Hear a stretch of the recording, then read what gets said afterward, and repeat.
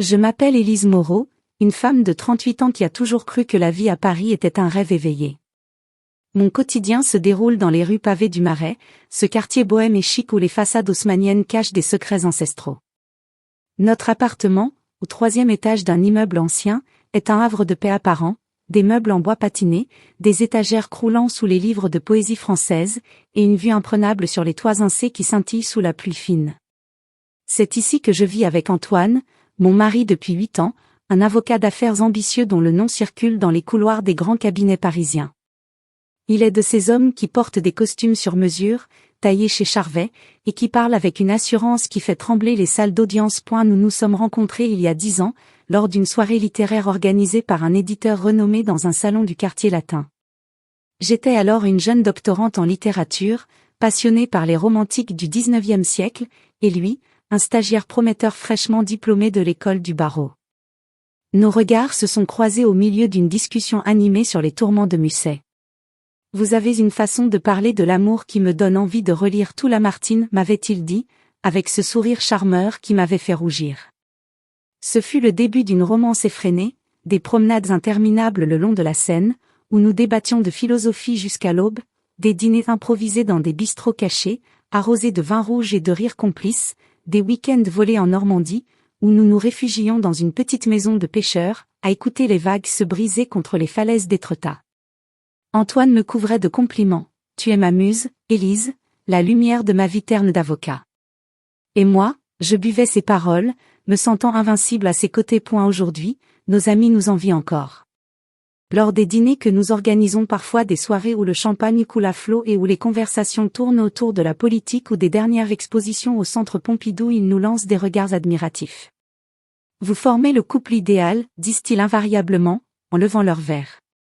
Antoine, avec sa carrière fulgurante, et Élise, cette professeure brillante à la Sorbonne.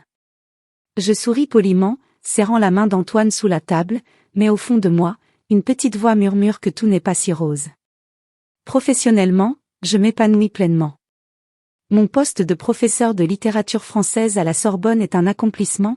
J'enseigne à des étudiants avides de connaissances, qui débattent avec passion des spleens baudelairiens ou des intrigues balsaciennes. Chaque matin, je traverse le jardin du Luxembourg, mon cartable rempli de copies annotées, et je me sens vivante. Les feuilles jaunies des marronniers craquent sous mes pas, et l'air frais de l'automne me revigore. Dans l'amphithéâtre, face à ces jeunes visages curieux, je me transforme, je cite Verlaine avec emphase, je décortique les métaphores de Proust, et leurs applaudissements me rappellent pourquoi j'ai choisi cette voie. Mais à la maison, c'est une autre histoire. Je gère tout, comme une ombre silencieuse, les repas préparés avec soin, un coq au vin mijoté pendant des heures pour plaire à Antoine, le ménage impeccable, les rendez-vous chez le dentiste ou le tailleur qu'il oublie constamment. Il rentre souvent tard, prétextant des dossiers urgents qui l'accaparent jusqu'à minuit. Le cabinet est en effervescence, chérie, dit-il en posant son attaché-caisse avec un soupir théâtral. Ses compliments d'antan se sont mués en critiques voilées, distillées comme un poison lent. Tu pourrais faire un effort pour t'habiller mieux, Élise. Pour mon image, tu sais, dans mon milieu. Il le dit avec un sourire, comme si c'était une plaisanterie, mais ses yeux trahissent une exigence froide. Je souris en retour, attribuant cela au stress de ses plaidoiries, à la pression des clients fortunés qui exigent des miracles. Bien sûr, mon amour, réponds-je, en rangeant mes vêtements trop académiques au fond du placard pour opter pour des tenues plus sophistiquées, achetées chez Agnès B. ou Isabelle Marant. Ce matin-là, comme tant d'autres, je me lève aux aurores pour préparer le café. L'arôme corsé de l'espresso emplit la cuisine, mélangeant avec l'odeur du pain frais que j'ai acheté à la boulangerie du coin. Antoine descend les escaliers, impeccablement vêtu, sa cravate nouée avec précision. Il m'embrasse distraitement sur la joue, son regard fuyant vers son téléphone qui vibre déjà de messages professionnels. « Tout va bien ?» je demande, en versant le café dans sa tasse préférée, celle en porcelaine de Limoges que nous avons achetée lors d'un voyage en Dordogne. « Bien sûr, chérie. Juste une grosse affaire qui me prend la tête. » Sa voix est monocorde, dépourvue de la chaleur d'autrefois. Je hoche la tête, ignorant le pincement au cœur qui me serre la poitrine, comme une main invisible qui comprime mes poumons. Je me dis que c'est passager, que l'amour triomphera des aléas du quotidien. Après tout, N'avons-nous pas surmonté des tempêtes par le passé? Comme cette fois où il a perdu un procès important et que je l'ai consolé des nuits entières, lui rappelant qu'il était le meilleur point pourtant, sous cette normalité apparente, une tension sournoise s'installe, comme une brume qui enveloppe la ville au petit matin. Les silences d'Antoine se prolongent, des abysses où je me sens sombrer. Les nuits solitaires se multiplient, il s'endort dos tourné, son corps comme une barrière infranchissable. Je reste éveillé, fixant le plafond orné de moulures, me remémorant nos premiers ébats passionnés, quand il me murmurait des poèmes à l'oreille. Maintenant, ses caresses sont rares, mécaniques, comme s'il accomplissait une formalité.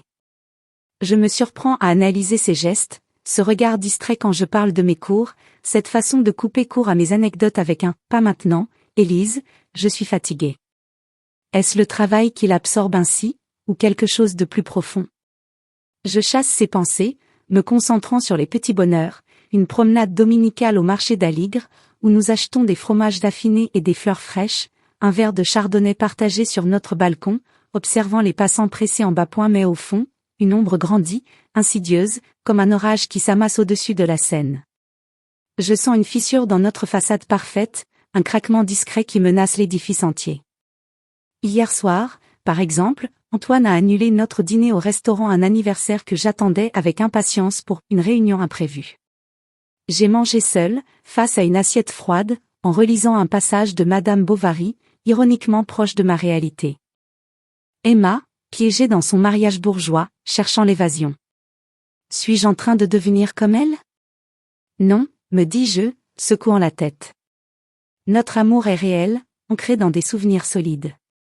Pourtant, ce matin, en le regardant partir, sa mallette à la main, je ne peux m'empêcher de noter son parfum inhabituel, un musc plus prononcé, comme s'il provenait d'une autre peau. Je balaie l'idée, me préparant pour ma journée à la Sorbonne. En traversant le Pont-Neuf, le vent froid de décembre me fouette le visage, portant avec lui l'odeur humide du fleuve. Paris s'éveille, les cafés ouvrent leurs terrasses chauffées, les joggeurs longent les quais, et les touristes immortalisent la cathédrale Notre-Dame en reconstruction. Je m'arrête un instant, posant ma main sur la pierre froide du parapet, et je contemple l'eau tourbillonnante en dessous. Elle reflète mon âme, calme en surface, mais agitée par des courants profonds. À la faculté, mes étudiants m'accueillent avec enthousiasme. Madame Moreau, votre analyse de Rimbaud était fascinante hier, s'exclame une jeune fille aux cheveux teints en bleu. Je souris, oubliant un instant mes tourments domestiques. Dans la salle de classe, entourée de ces esprits vifs, je me sens forte, valorisée. Nous disséquons le bateau ivre, explorant les thèmes de la liberté et de l'errance. Rimbaud cherchait à briser les chaînes, dis-je, ma voix résonnant avec conviction. Et vous, qu'est-ce qui vous enchaîne? Les réponses fusent, le stress des examens, les attentes familiales. Je hoche la tête, pensant intérieurement à mes propres chaînes invisibles. Le midi, je déjeune avec une collègue, Marie, une historienne pétillante qui devine toujours mes humeurs. Tu sembles préoccupée, Élise. Antoine va bien? Je hausse les épaules, juste le train-train quotidien. Elle n'insiste pas, mais son regard compatissant me trouble. L'après-midi, je corrige des dissertations, perdant la notion du temps dans les méandres de la prose étudiante. Quand je rentre enfin, le soir tombe sur la ville, allumant les lumières des réverbères comme des étoiles tombées. Antoine n'est pas là, bien sûr. Un mot sur la table, retard au bureau. Ne m'attends pas. Je soupire, allumant la radio pour combler le silence. Une chanson de Piaf emplit l'air, non, rien de rien, non, je ne regrette rien. Ironique. Je prépare un repas simple, une salade niçoise, arrosée d'huile d'olive provençale, et je m'installe avec un livre, Les Fleurs du Mal. Les vers de Baudelaire résonnent en moi, plongeons au fond du gouffre, enfer ou ciel, qu'importe. Oui, qu'importe, me dis-je, en fermant les yeux. Mais l'ombre persiste, grandissante, prête à éclater. La normalité n'est qu'un voile fin, et dessous, la tension monte, inexorable, comme la marée qui envahit les berges de la Seine. Demain sera un autre jour, mais pour combien de temps encore? Les signes de la trahison ont commencé de manière si subtile que, au début, je les ai pris pour des ombres fugaces, des illusions nées de ma fatigue. C'était comme si un voile invisible se déposait lentement sur notre vie, altérant les couleurs vives de notre amour en teintes grises et incertaines. Un soir, après une journée interminable à la Sorbonne, où j'avais enchaîné 3 cours sur les symbolistes français Mallarmé, Verlaine, et leurs énigmes poétiques qui me laissaient l'esprit embrumé mais exalté, je suis rentré chez nous, les épaules lourdes d'un sac rempli de copies à corriger. Le Marais bruissait de sa vie nocturne habituelle, les lumières des cafés débordaient sur les trottoirs, des couples riaient en terrasse, et l'air portait l'odeur alléchante des crêpes vendues par un marchand ambulant. J'ai poussé la porte de l'appartement avec un soupir de soulagement, rêvant d'un bain chaud et d'un verre de vin pour dénouer les tensions de la journée. Antoine était déjà là, installé dans le salon, son téléphone collé à l'oreille. Il riait, d'un rire franc et complice que je ne lui avais pas entendu depuis des mois, ce rire qui, autrefois, résonnait lors de nos escapades folles, comme cette fois où nous avions dansé sous la pluie place des Vosges. Intrigué, je me suis approché, posant mon sac par terre avec un bruit sourd. « Qui c'est ?» ai-je demandé innocemment, en m'efforçant de sourire pour masquer mon épuisement. Son visage s'est figé instantanément. Il a raccroché d'un geste brusque, comme si mes mots l'avaient brûlé. « Rien qui te concerne », a-t-il répliqué d'un ton sec, presque coupant comme un coup de fouet invisible. Ses yeux, d'habitude si expressifs, étaient froids, évitant les miens. « Occupe-toi plutôt du dîner. J'ai faim. » Les mots ont claqué dans l'air, me laissant interdite. J'ai ravalé ma surprise, sentant une petite pointe de douleur au creux de la poitrine, mais je me suis dirigée vers la cuisine sans un mot. Après tout, n'était-ce pas mon rôle ? La femme attentionnée qui veille au foyer pendant que l'avocat conquiert le monde, j'ai sorti les ingrédients pour préparer un poulet rôti, son plat préféré, celui que je cuisinais avec amour lors de nos anniversaires. Les herbes de Provence embaumaient l'air tandis que je faisais dorer la volaille dans la cocotte en fonte, un héritage de ma grand-mère provençale. J'y mettais tout mon cœur, thym frais du marché, ail écrasé, pommes de terre fondantes. Pendant que cela mijotait, je dressais la table avec soin, nappe en lin brodé, bougies allumées pour créer une ambiance intime, comme au début de notre mariage. Quand le dîner fut prêt, je l'ai appelé avec une voix que j'espérais enjouer, « À table, mon amour !» Il s'est assis, distrait, pianotant encore sur son téléphone. J'ai servi les assiettes, attendant son approbation.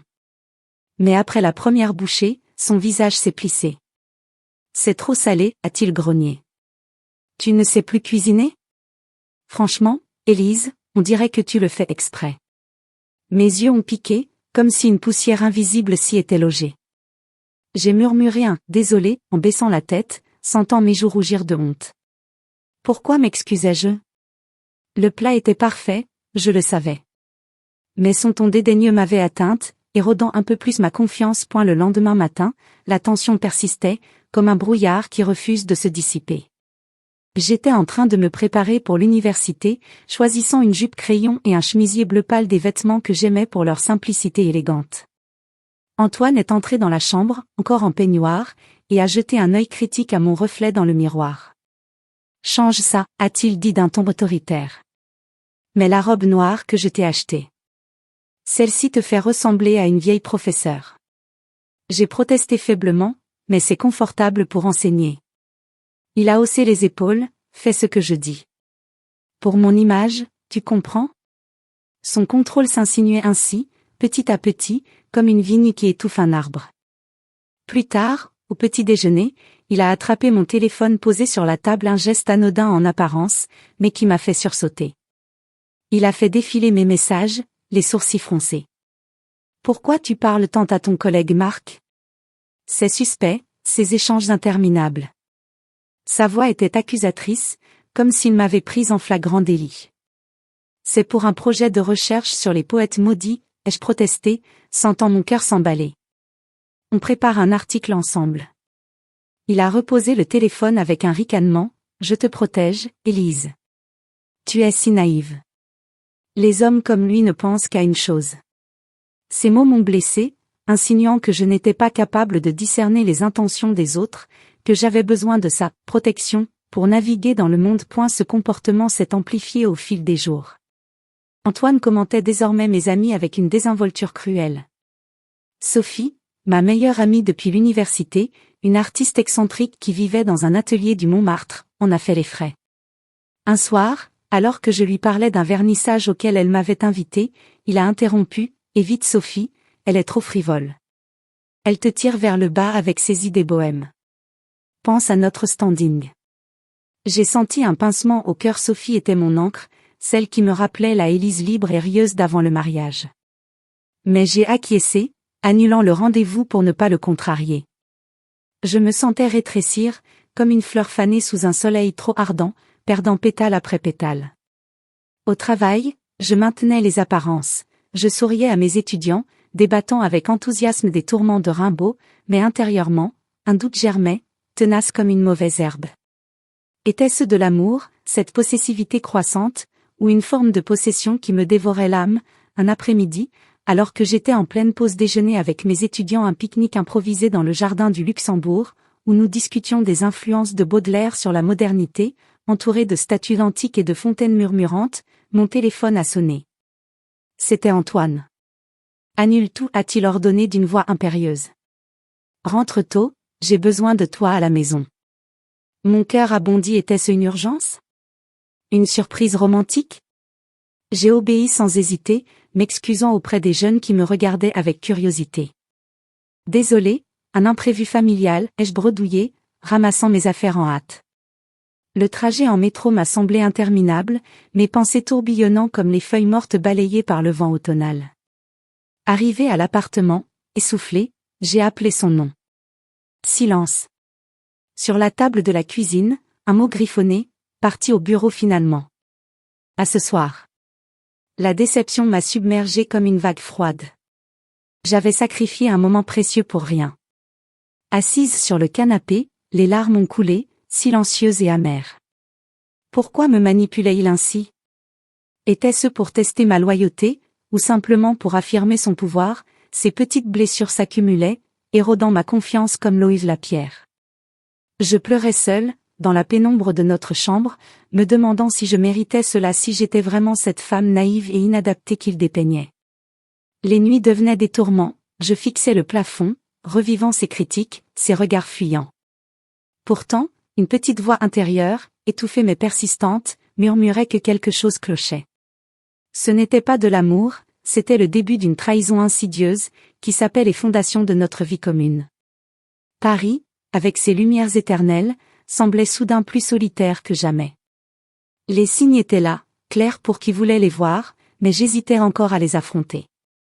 Combien de temps allais-je laisser cette ombre grandir avant de réagir? La humiliation a éclaté comme un orage soudain, imprévisible et dévastateur, lors d'un gala somptueux au Palais Garnier.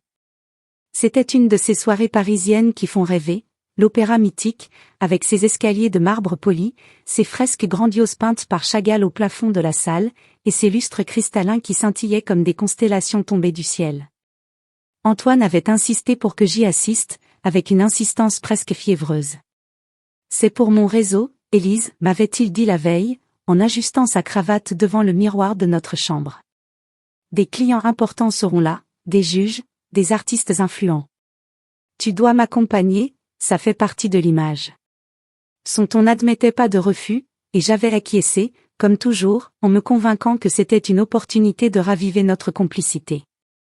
Au fond, j'espérais que cette sortie nous rappellerait nos débuts, quand nous écumions les événements culturels main dans la main, émerveillés par la beauté de la ville. Pour l'occasion, j'avais choisi une robe rouge élégante, en soie fluide qui épousait mes courbes avec une grâce que je n'avais pas ressentie depuis des mois. C'était une pièce vintage, dénichée dans une boutique du Saint-Germain-des-Prés, avec un décolleté discret et une jupe qui virevoltait légèrement à chaque pas. En me regardant dans le miroir, j'avais passé une main sur le tissu chatoyant, sentant une étincelle de confiance renaître. « Tu es belle », m'étais-je murmuré, en appliquant un rouge à lèvres assorti, un carmin profond qui illuminait mon visage pâle. Mes cheveux, d'habitude noués en un chignon pratique pour l'université, tombaient en boucles souples sur mes épaules. Pour la première fois depuis longtemps, je me sentais femme, désirable, loin de l'ombre effacée que j'étais devenue à la maison. Antoine m'avait jeté un regard approbateur en partant. « Pas mal, chérie.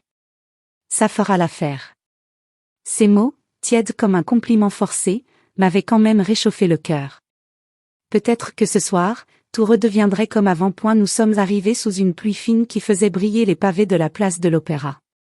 Les invités affluaient, élégants dans leurs smokings et robes de cocktail, un balai de parfums coûteux et de conversations feutrées. La salle du gala bruissait d'une énergie électrique, des avocats en vue, des mécènes d'art, des célébrités du monde théâtral.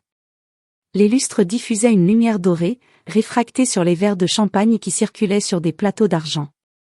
Antoine m'a prise par le bras, me présentant avec une fierté apparente, « Voici ma femme, Élise Moreau, professeure de littérature à la Sorbonne. » Les poignées de main se succédaient, accompagnées de sourires polis. « Enchantée, madame. » La Sorbonne, quel prestige, disait-il, et je répondais modestement, évoquant mes cours sur les romantiques français. Pendant un instant, je me suis sentie valorisée, partie intégrante de ce monde scintillant. Mais vite, Antoine s'est éclipsé, prétextant une discussion urgente avec un collègue. Je l'ai vu s'éloigner vers le bar, où une jeune femme l'attendait, Claire, une avocate stagiaire de son cabinet, que j'avais croisée une fois lors d'un déjeuner professionnel. Elle était d'une beauté éclatante, cheveux blonds cascadant en vagues parfaites, robe noire moulante qui soulignait sa silhouette athlétique, et un rire cristallin qui tranchait l'air point. Je l'ai observé de loin, un nœud se formant au creux de mon ventre. Antoine penchait la tête vers elle, murmurant des mots qui la faisaient pouffer. Ses mains effleuraient son bras, un geste trop intime pour être innocent. Claire posait une main sur son épaule, ses yeux pétillants rivés aux siens. Je me suis rapproché discrètement, feignant d'admirer un tableau accroché au mur, une reproduction de Degas, avec ses ballerines éthérées. Mais mon cœur battait la chamade, un mélange de jalousie et d'incrédulité.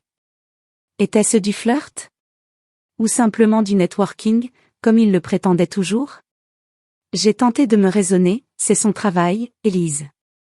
Ne sois pas paranoïaque. Pourtant, le doute s'insinuait, comme un poison lent. Plus tard, lors du dîner, nous étions assis à une table ronde ornée de fleurs fraîches, des roses blanches et des lys qui embaumaient l'air. Antoine était à ma droite, mais son attention était tout entière tournée vers Claire, installée en face. Ils échangeaient des anecdotes sur un procès récent, riant aux éclats pendant que je picorais mon foie gras poêlé, l'appétit coupé point. Puis vint le moment des toasts.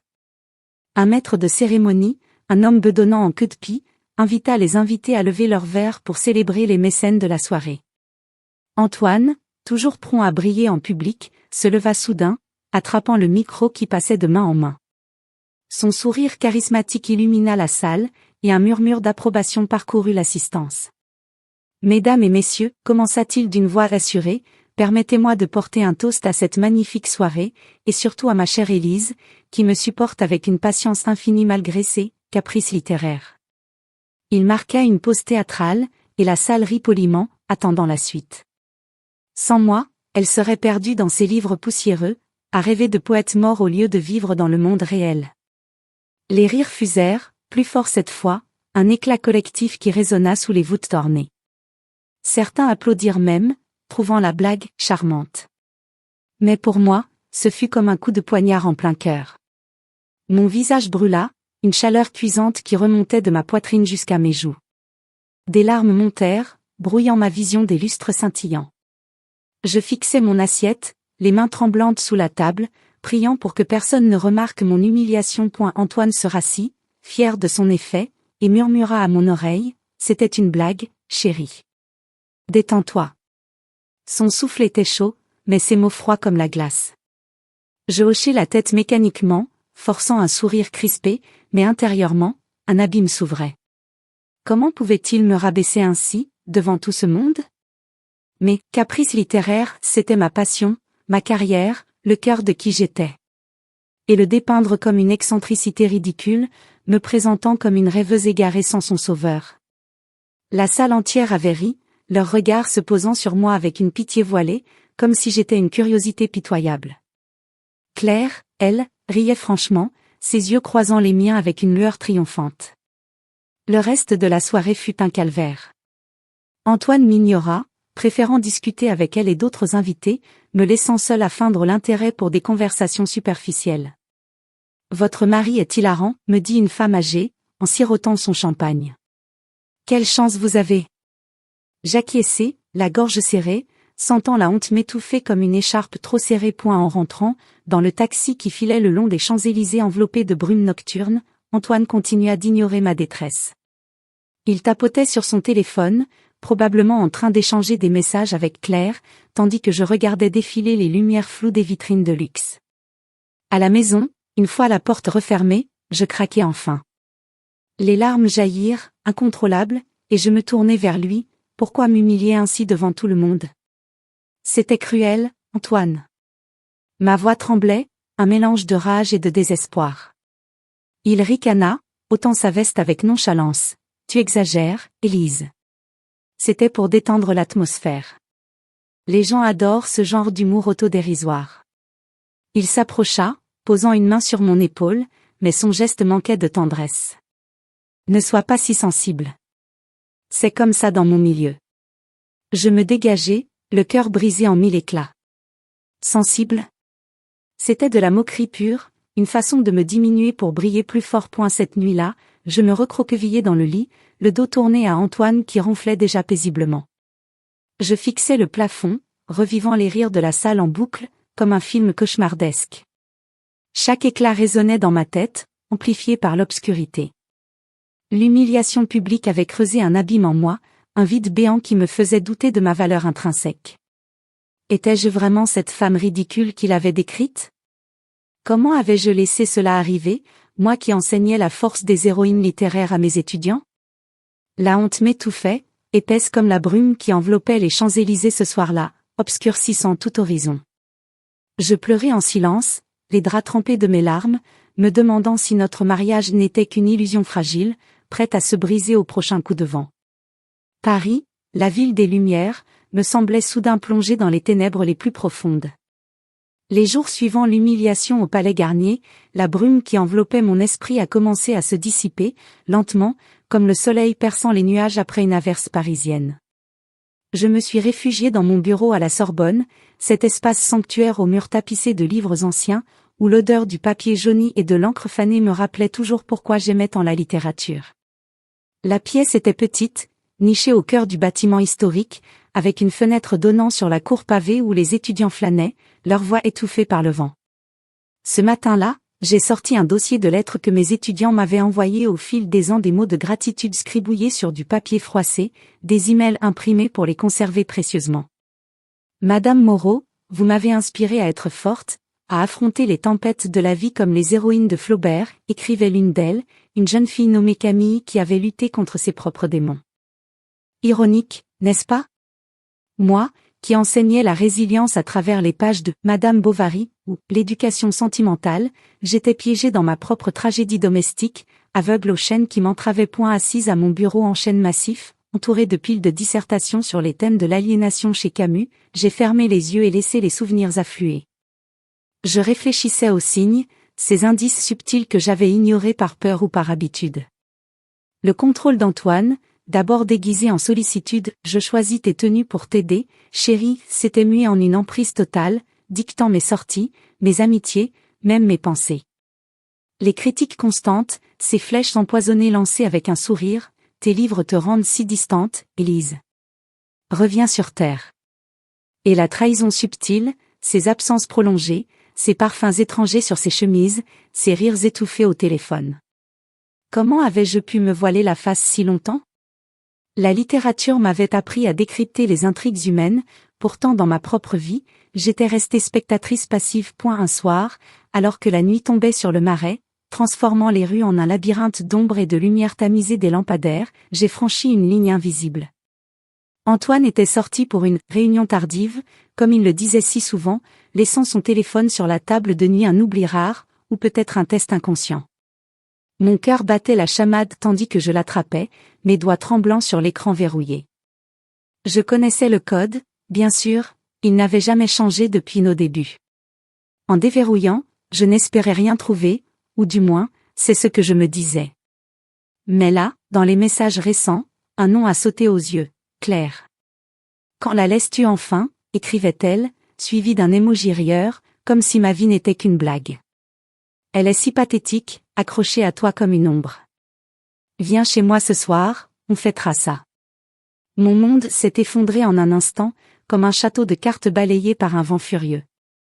Les messages suivants confirmaient tout, des plans pour des rendez-vous clandestins, des moqueries sur ma naïveté professorale, des promesses d'une vie sans moi une fois qu'il aurait sécurisé son héritage ou le mien. Ironiquement, je me suis effondré sur le lit, les larmes coulant en silence, chaudes et salées sur mes joues.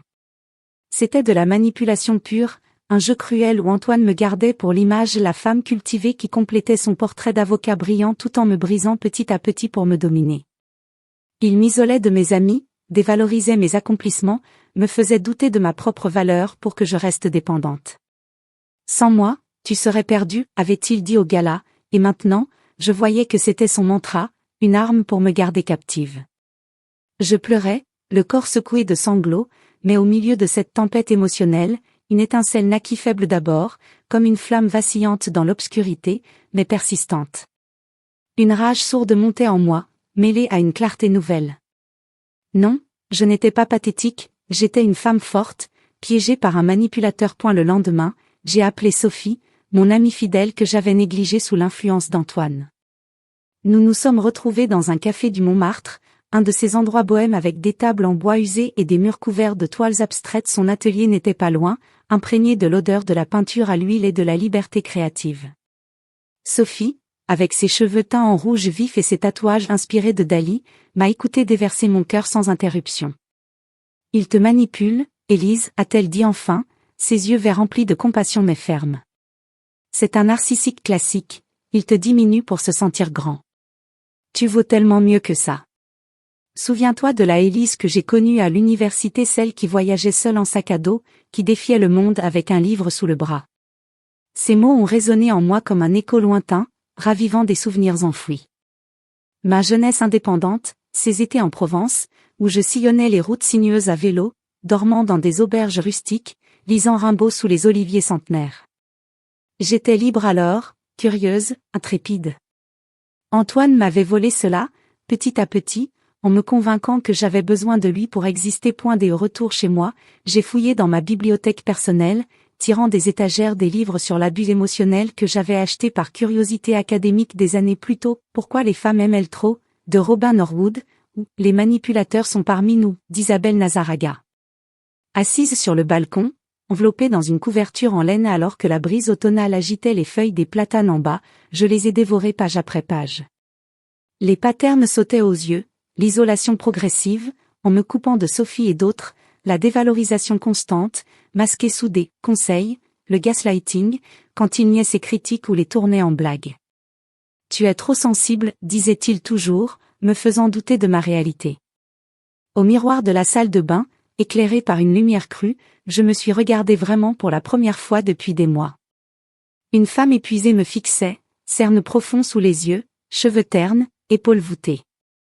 Mais dans ce regard, un feu intérieur couvait une lueur de détermination que je n'avais pas vue depuis longtemps. Assez, ai-je murmuré à mon reflet, ma voix ferme malgré les tremblements. Assez de cette vie étriquée, assez de me laisser piétiner. La conscientisation grandissait en moi comme une marée montante, inexorable, submergeant les doutes. Je n'étais pas faible, il m'avait rendu ainsi, en sapant ma confiance jour après jour. Mais maintenant, l'étincelle devenait brasier. J'ai commencé à planifier discrètement, avec une prudence née de la peur mais nourrie par la rage. J'ai contacté un avocat spécialisé en divorce, une femme discrète recommandée par une collègue à un rendez-vous fixé en secret, sous prétexte d'une conférence à la Bibliothèque nationale. J'ai ouvert un compte bancaire séparé, y versant des économies que j'avais mises de côté de mes honoraires de conférencière. Chaque action était un pas vers la liberté, j'imaginais déjà un appartement à moi, peut-être dans le quartier latin, entouré de librairies et de cafés où je pourrais écrire sans entrave. La peur se mélangeait à la rage, peur de l'inconnu, de la solitude, mais rage contre les années perdues, contre cet homme qui m'avait transformé en ombre de moi-même. Comment avais-je ignoré cela si longtemps? Les signes étaient là, clairs comme les intrigues des romans que j'enseignais, le héros manipulateur, l'héroïne aveuglée par l'amour. Mais la littérature m'avait aussi appris que les réveils étaient possibles, que Phèdre pouvait défier son destin, que Jane Eyre pouvait choisir l'indépendance. Maintenant, je voyais clair, la manipulation s'effritait, comme un masque craquelé révélant le vide dessous. Ma force enfouie ressurgissait, prête à éclore. Ce soir-là, en marchant seul le long de la Seine, observant les lumières danser sur l'eau trouble, j'ai senti un vent de changement. Paris, La ville des révolutions semblait m'encourager. La marée de la conscientisation m'emportait, et pour la première fois, je n'avais plus peur de me noyer, j'allais nager vers la rive. Le point de rupture est arrivé avec une brutalité qui m'a laissé sans voix, comme si le ciel de Paris s'était soudain fendu pour laisser tomber une averse de glace. Ce jour-là, j'étais à la Sorbonne, en pleine séance avec mes étudiants de master. Nous disséquions, Thérèse Raquin, de Zola, cette histoire suffocante de passion destructrice et de culpabilité qui ronge les âmes. Les jeunes débattaient avec ferveur, leur voix résonnant dans l'amphithéâtre aux murs crème, éclairé par la lumière filtrée des hautes fenêtres. J'étais au tableau, traçant des schémas sur les thèmes du déterminisme, quand mon téléphone a vibré dans ma poche. Un numéro connu, Antoine. J'ai hésité, puis je suis sorti discrètement dans le couloir aux dalles usées, sentant déjà une appréhension familière me nouer l'estomac. Élise, a-t-il lancé sans préambule, sa voix dure, métallique, comme un verdict prononcé en audience. L'héritage de mon oncle est enfin tombé, 130 millions d'euros. Alors dépêche-toi de prendre tes affaires et dégage de chez moi. Je veux que tu aies disparu quand je rentrerai ce soir. Le monde s'est arrêté. J'ai appuyé ma main contre le mur froid pour ne pas vaciller. Les mots tournaient en boucle dans ma tête, dégage, disparu. 130 millions. Des années de mariage, de sacrifices, de silence avalé, réduites à une somme d'argent. Antoine, qu'est-ce que tu dis, ai-je murmuré, la gorge serrée. Mais il avait déjà raccroché. Le silence du couloir m'a enveloppé, seulement brisé par le bruit distant d'une porte qui claque. J'y suis rentré dans l'amphithéâtre comme un automate, m'excusant auprès des étudiants d'une voix blanche, un imprévu familial urgent. Leurs regards curieux m'ont suivi tandis que je ramassais mes notes, les mains tremblantes. Dehors, Paris était gris, un ciel bas qui pesait sur les toits d'ardoise. J'ai pris le métro, serré contre la vitre, regardant les tunnels défiler comme des souvenirs flous. L'héritage ? Son oncle, ce vieux célibataire bourru que nous avions vu 2 fois en 10 ans, était mort depuis des mois, et Antoine n'avait jamais parlé d'une telle somme. Mais dans sa voix, il y avait une jubilation cruelle, une certitude absolue qu'il avait gagné. En arrivant dans le Marais, la pluie fine avait commencé, transformant les pavés en miroirs noirs. J'ai monté les escaliers de l'immeuble, le cœur cognant si fort que je l'entendais dans mes tempes. La porte de l'appartement était entr'ouverte.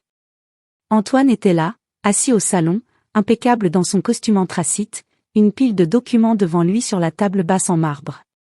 Il m'attendait, un sourire victorieux aux lèvres, ce même sourire qu'il arborait après une plaidoirie gagnée.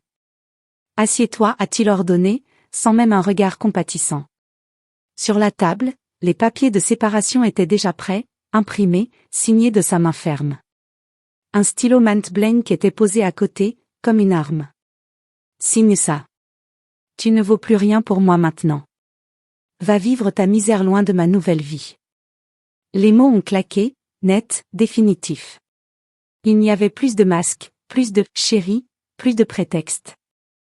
Juste la vérité nue de ce qu'il pensait de moi, un obstacle à écarter, une charge devenue inutile face à la fortune. J'aurais dû supplier, pleurer, hurler. J'aurais dû lui rappeler nos serments, nos voyages, les nuits où je l'avais soutenu quand il doutait de lui. Mais au lieu de cela, quelque chose en moi s'est brisé, net pas en morceaux de douleur, mais en un éclair de clarté froide. Tous ces mois de conscientisation, de lecture nocturne, de plans secrets, convergeaient en cet instant. Je me suis assise lentement, face à lui, et j'ai pris le stylo. Mes doigts ne tremblaient plus. J'ai signé chaque page avec une précision calme, mon écriture régulière, professorale. Antoine m'observait, surpris par mon absence de réaction, son sourire vacillant légèrement. Quand la dernière signature fut apposée, j'ai reposé le stylo et levé les yeux vers lui. « Très bien » ai-je dit d'une voix posée, presque douce. « Profite de tout ça, Antoine. Tu verras que ce prix-là n'est pas celui que tu crois. » Il a éclaté de rire, un rire franc, moqueur, qui a résonné dans l'appartement comme un défi. « Tu es pathétique jusqu'au bout, Élise. Toujours tes phrases littéraires.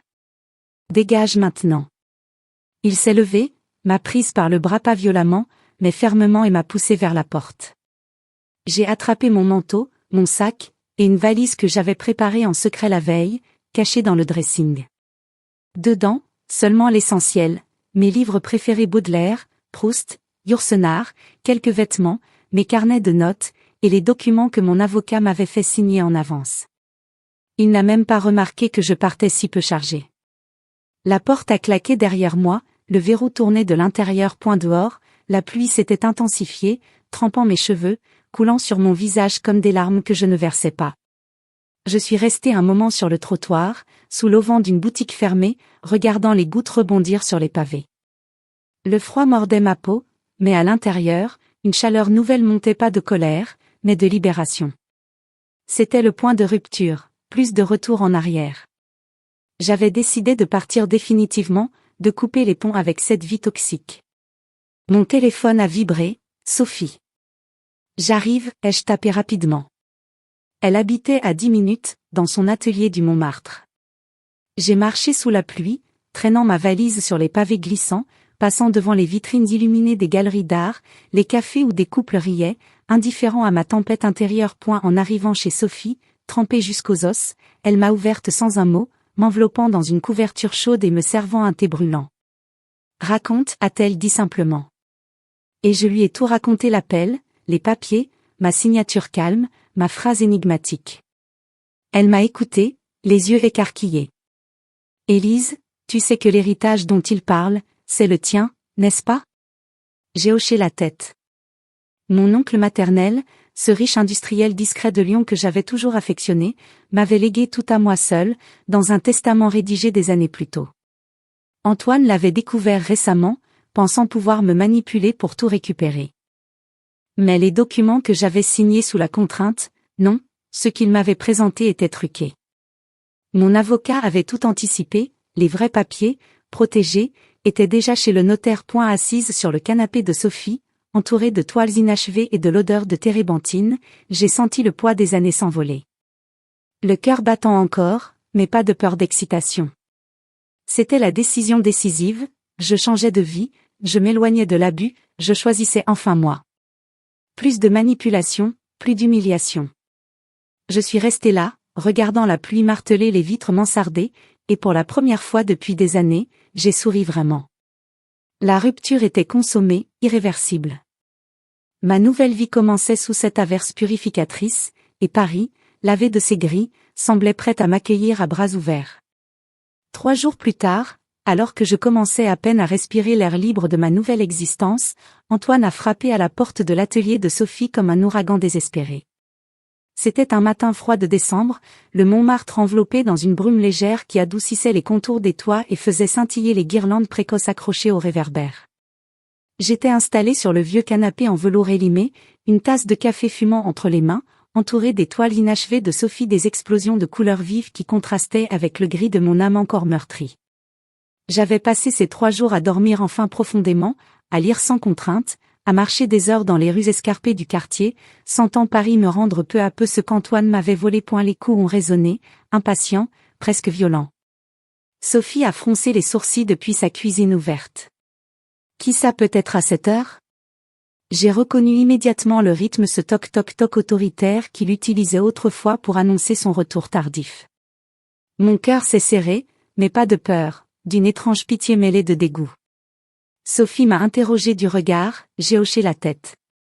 Elle a entrouvert la porte, laissant la chaîne de sécurité en place. Antoine était là, sur le palier étroit, le visage pâle, les traits tirés, les cheveux en désordre, lui qui était toujours si impeccablement coiffé. Son costume, d'habitude taillé à la perfection, semblait froissé, comme s'il avait dormi dedans. « Élise, ouvre. Il faut qu'on parle », a-t-il lancé d'une voix rauque, suppliante. Sophie a hésité, puis, sur mon signe, a retiré la chaîne et reculé. Il est entré, les yeux affolés balayant l'atelier comme s'il cherchait une issue. Quand son regard s'est posé sur moi, calme, assise avec ma tasse, il s'est figé. Il avait découvert la vérité, l'héritage n'était pas de son oncle, mais du mien. Mon oncle maternel, ce vieux Lyonnais discret et richissime, m'avait tout légué à moi seul, dans un testament notarié des années plus tôt, bien avant que je rencontre Antoine. Les 130 millions étaient à mon nom, inaliénables. Et les papiers de séparation qu'il m'avait fait signer dans sa précipitation arrogante? Des faux grossiers, rédigé par lui-même dans l'euphorie de sa prétendue victoire. Les vrais documents, protégés par mon avocat, transféraient tout sous mon contrôle exclusif. Il s'était effondré en consultant son propre notaire, pensant célébrer sa liberté, pour apprendre qu'il avait tout perdu, non seulement moi, mais la fortune qu'il croyait déjà à lui. Élise, chérie, a-t-il commencé, s'approchant d'un pas vacillant, les mains tendues comme un naufragé. C'était une erreur stupide. J'étais sous pression. Reviens, s'il te plaît. Je t'aime. Les mots sortaient en cascade, mielleux, désespérés. Il s'est agenouillé presque, ses yeux rougis implorant les miens. On peut tout effacer. Oublie ces papiers ridicules. Pense à nos souvenirs, à Paris ensemble, les promenades sur les quais, les dîners au candlelight, nos voyages en Normandie. Sa voix tremblait, et pour la première fois, je voyais l'homme derrière le masque, un être cupide, fragile, prêt à tout pour reconquérir le contrôle. Manipulation flagrante, comme dans les livres que j'avais lus ces derniers mois. Il alternait les registres avec une habileté d'avocat, la tendresse feinte, les larmes calculées, les promesses extravagantes. Je vais changer, je te le jure. Plus de clercs, plus de critiques. Tu seras ma reine. Je l'écoutais par l'entr'ouverture de ma posture assise, immobile, le regardant à travers la vapeur de mon café. Une calme résolue m'habitait, plus forte que jamais. Tu m'as humilié, Antoine, ai-je répondu enfin, ma voix posée, sans une once de tremblement. Tu m'as trahi pendant des années. Tu m'as jeté dehors comme un objet inutile dès que tu as cru pouvoir voler mon héritage. C'est fini. Il a blêmi davantage, ses lèvres tremblant. Mais, c'était pour tester ta loyauté. Pour voir si tu m'aimais vraiment, sans l'argent. Le mensonge était si grossier que Sophie, restée en retrait, a étouffé un ricanement. Je me suis levée lentement, sentant une puissance nouvelle irradier de moi, celle de la femme que j'avais retrouvée. Tes souvenirs sont empoisonnés, ai-je poursuivi, le regardant droit dans les yeux. Chaque promenade était calculée, chaque dîner une façade. Tu n'as jamais aimé que ton reflet dans mon regard admiratif. Il s'est redressé, la panique cédant à la colère familière. Tu ne peux pas me faire ça. Je contesterai en justice. Ces papiers sont nuls, je vais prouver que tu m'as manipulé. La menace a jailli, automatique, comme un réflexe de prédateur acculé. Mais je souriais intérieurement. Mon avocat, une femme brillante et impitoyable que j'avais choisie précisément pour ce genre de bataille, avait tout prévu, clause blindée, preuve de ses tentatives de fraude, témoignage prêt. Vas-y, ai-je répondu simplement. Ça ne fera que révéler au grand jour qui tu es vraiment. Il a hésité, les poings serrés, puis les larmes sont revenues vraies cette fois, celles de l'homme qui voit son empire s'effondrer. J'ai fait un pas vers la porte, l'invitant silencieusement à partir. Au revoir, Antoine. Il a supplié encore quelques minutes, alternant supplications larmoyantes et insultes étouffées. Tu es une ingrate, tu regretteras, personne ne t'aimera comme moi, mais chaque mot renforçait ma résolution. Sophie l'a raccompagné fermement jusqu'au palier, refermant la porte sur ses dernières plaintes. Le silence est retombé, doux, libérateur. Tu es forte, m'a-t-elle dit en revenant, me serrant dans ses bras. Plus forte que je ne l'ai jamais vue. Les jours suivants, Antoine a tenté l'assaut final, des appels incessants, des messages vocaux larmoyants à toute heure, des bouquets de roses livrés avec des cartes pathos, pardonne-moi, ma muse. J'ai tout bloqué, numéro après numéro, sentant chaque blocage comme une pierre ajoutée à mon nouveau mur de protection. Il a même essayé par email, alternant promesses folles et menaces voilées, mais je n'ai plus répondu. À la place, j'ai contacté le notaire pour sécuriser définitivement l'héritage, rendez-vous pris, document signé en présence de témoins. Chaque démarche administrative était une victoire, un acte d'autonomie retrouvé. Et sa réaction révélait enfin sa vraie nature, un manipulateur cupide, incapable d'amour véritable, prêt à ramper quand le pouvoir lui échappait. Mais moi, je me renforçais à chaque assaut repoussé. Le soir, seul dans la chambre d'amis de Sophie, je regardais par la fenêtre les lumières de Paris scintiller au loin, la tour Eiffel clignotant comme un phare. Plus de larmes pour lui, seulement une détermination farouche. J'étais prête à affronter la suite, procès ou pas. La femme brisée qu'il avait façonnée n'existait plus. À sa place se dressait Élise, entière, invincible, forgé dans le feu de la trahison. Avec l'héritage définitivement sécurisé par le notaire, un homme discret aux lunettes rondes qui m'avait serré la main avec un respect teinté d'admiration, je me suis installé dans un appartement lumineux du 5e arrondissement, tout près de la Seine. C'était un 3 pièces au dernier étage d'un immeuble haussmannien, avec des parquets anciens qui craquent doucement sous les pas, des cheminées en marbre et de grandes fenêtres qui laissent entrer la lumière dorée du matin sur les toits de Paris. Pour la première fois depuis des années, j'ai choisi chaque détail, un canapé en lin beige, une bibliothèque sur mesure pour mes milliers de livres, des plantes suspendues qui cascadent comme des lianes vertes, et un bureau face à la fenêtre où je pouvais voir le fleuve couler, calme et éternel. Plus de chaînes, plus de regards critiques. Je respirais enfin l'air de la liberté, cet air vif qui sent le pain frais des boulangeries et la terre humide des quais après la pluie. Les premiers mois, j'ai quitté mon poste à la Sorbonne. Pas par lassitude, j'adorais enseigner, mais parce que j'avais besoin de me retrouver, loin des routines qui me rappelaient encore Antoine. J'ai pris la route, seule, comme la jeune Élise d'autrefois. D'abord la Provence, j'ai loué une petite maison en pierre à Gordes, entourée de champs de lavande qui embaumaient l'air même en hiver. Les matins, je marchais sur les sentiers escarpés, le mistral fouettant mes cheveux, et je lisais sous les oliviers centenaires. Puis la Côte d'Azur, Nice, Antibes, où les eaux turquoises scintillaient sous un soleil généreux. J'ai redécouvert la passion qui dormait en moi depuis si longtemps, l'écriture.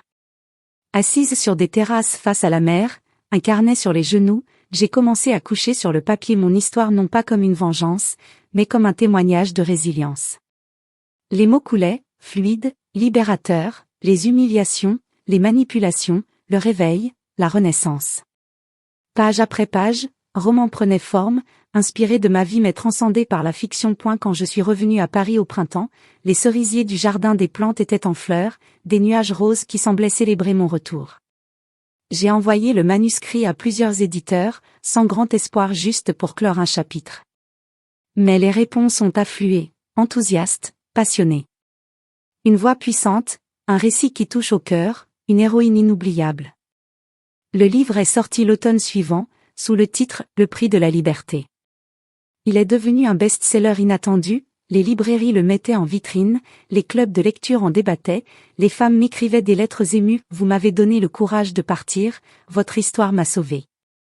Lors des signatures au salon du livre, les files s'allongeaient, des visages inconnus me serraient la main avec gratitude. Mes anciens amis, ceux qu'Antoine avait éloignés, revenaient peu à peu, Sophie bien sûr, mais aussi Marie, la collègue historienne, et même des étudiants qui me reconnaissaient dans la rue. Vous rayonnez, Madame Moreau, me disait-il, et je sentais que c'était vrai, une lumière intérieure, forgée dans le feu des épreuves. Quant à Antoine, les nouvelles me parvenaient par bribes, comme des échos lointains. Le procès qu'il avait intenté s'était effondré lamentablement.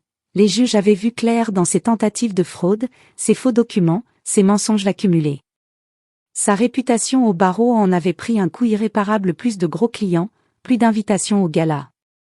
Claire l'avait abandonné dès que l'argent avait disparu, le laissant seul dans l'appartement du Marais qu'il avait tant convoité et qu'il dut vendre pour payer ses dettes. On le disait amer, isolé, errant dans les mêmes rues où nous avions autrefois marché main dans la main. Je l'ignorais complètement, focalisé sur ma propre reconstruction. Il n'existait plus dans mon monde. Un soir d'été, alors que Paris vibrait sous une chaleur douce, je me suis assise au café de Flore, ce lieu mythique où Sartre et Beauvoir avaient philosophé sur l'existence. J'étais seule à une table en terrasse, un verre de rosé frais devant moi, observant les passants touristes émerveillés, Parisiens pressés, couples enlacés. À la table voisine, un homme m'a souri, Julien, un artiste peintre aux yeux verts et aux mains tachées de pigments. Nous avons discuté des heures de soulage, de la lumière sur la scène, de la liberté créative. Il était gentil, attentif, sans une once de contrôle. Mais je savourais d'abord ma solitude, cette compagnie de moi-même que j'avais retrouvée. L'indépendance était devenue mon trésor le plus précieux, je gérais mes finances avec assurance, investissant une partie de l'héritage dans des causes qui me tenaient à cœur, des associations pour femmes victimes de violences psychologiques, des bourses pour étudiantes en littérature. Je voyageais quand l'envie me prenait, un week-end à Venise, une semaine à Lisbonne, toujours seule ou avec Sophie, riant comme des adolescentes. Les humiliations passées n'étaient plus des blessures ouvertes, mais des leçons gravées dans ma chair. Elles m'avaient forgée, rendue plus forte, plus sage. Je marchais désormais sur les ponts de Paris, le pont Neuf, le pont Alexandre III, le vent caressant mon visage, les cheveux libres au gré de la brise. Plus de peur, plus de doute. Seulement une force tranquille, ancrée au plus profond de moi. Un soir, alors que le soleil se couchait derrière Notre-Dame, peignant le ciel en orangé et rose, j'ai contemplé la ville qui s'illuminait peu à peu. Paris, ma complice éternelle, semblait me murmurer que tout était possible. Ma vie était mienne, redéfinie en une autonomie radieuse, un horizon sans limite. J'étais Élise, libre, entière, invincible. Et rien, jamais, ne pourrait plus m'enchaîner.